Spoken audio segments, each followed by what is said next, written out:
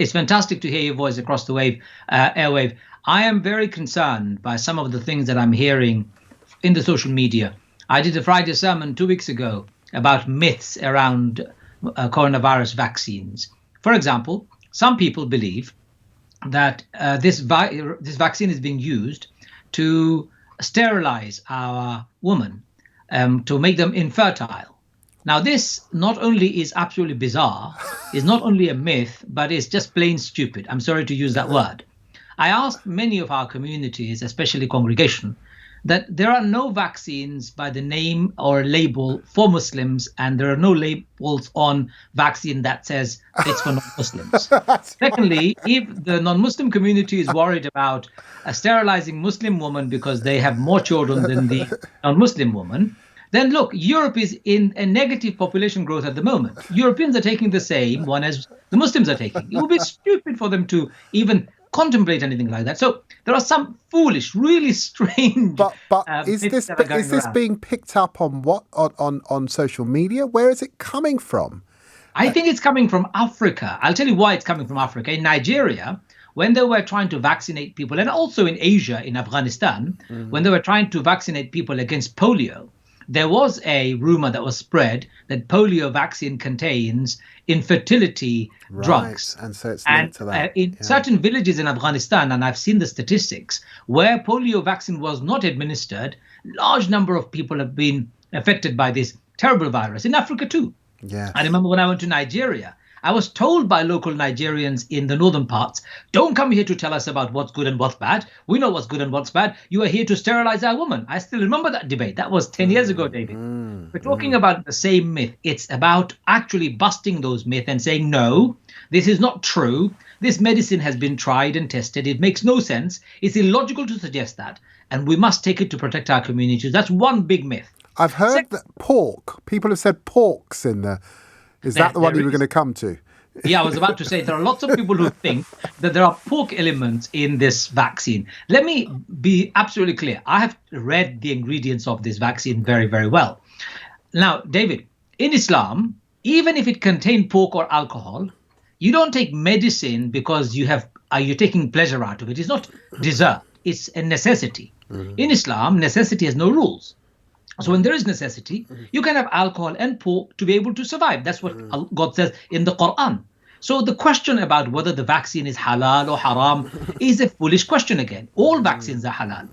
And now, just to make it very clear, all the vaccines that are in the market, none of them have any animal product in it. None of them have fish or meat in it. Anything that is in it is synthetically produced. So therefore, Muslim communities should be very clear. It's perfectly fine. And one more myth is that this vaccine is used to monitor where you're going. There's a microchip that is being inserted in our system. Oh, I've heard that please, one. David, help me out on this one. Yeah. Can you actually insert microchip using a needle that is 0.1 millimeter in size? And can you actually have microchip in liquid? It defies it all. So I took my mother to the vaccination center and I videoed her being vaccinated. And I did a commentary in Bengali because that's my ethnic origin, and in English, and told everybody, this is my mother. She's taking the vaccination. And guess what happened, David? Hundreds of my mother's friends have gone out there and got themselves vaccinated because of that. Yes. Well, my aunt yesterday, as a result of taking her, and my aunt was a very senior nurse for many, many years, district nurse in North London. And so all of her friends, she's very well known in the community in North London, all of them now, as a consequence that she went, I want my vaccine, and they're ringing up to take it. Because before they were getting the call and they were saying, well, I'm just going to wait a few weeks. Thank you very much. I'll come back to you in a couple of weeks. Now they're going to go and take it as a result. What are you doing? Because I know that you're doing a lot in your mosque and in the wider community to counter this, countering the myths, of course, but how are we getting the word out there so that we can see that uptake? Because the other real challenge is that we know that disproportionality in terms of deaths in Muslim communities is through the roof. And one of the reasons it's through the roof is because it's in your communities that we see very large extended families. So children and grandparents living in the same home, if the COVID comes in, grandparents, particularly and elder parents, are really at harm's way, and that accounts not, a lot of other reasons, but the disproportionality is very, very real. So, we're having this debate, the joke about some of the myths, but this is very serious. What are you doing to counter it? My mother lives in exactly the same situation. My sister lives with her, and they've got young children. So multi-generational homes is very normal within the community.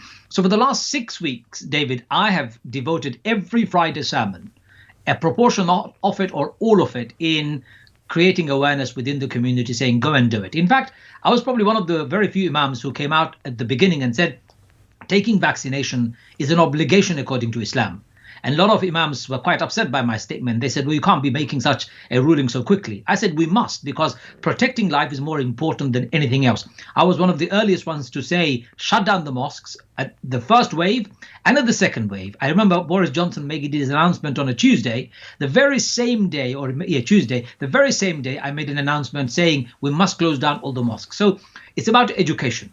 It's about leading by example. It's about showing role models. It's about getting the messaging across. It's about getting the champions of the Muslim community to speak up and show that they're taking the vaccine. And also, David, it's about demystifying some of those myths, reassuring our community that by taking vaccination, you're not going to become sterile. By taking our vaccination, you're not going to be monitored by anybody. By taking vaccination, you're not violating any Islamic rules. And to put it all in a beautiful icing on the cake, and I say this to the Muslims as well as everybody else, you should be proud that the Pfizer vaccine was founded by 2 Muslims of the Turkish origin. Very, very good. Celebrate. We've got a breakthrough. We've done something amazing in the 21st century world. We've been doing it before.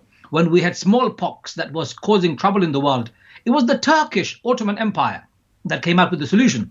And I tell you, we should be at the forefront of it. The father of medicine is Ibn Sina, a Muslim. I can't understand how some Muslims could have some unscientific views as the one we see. And I'm challenging them. This discussion is helping. And we're saying, let's protect ourselves, protect our families, get the vaccination out as soon as possible. Thank you so much.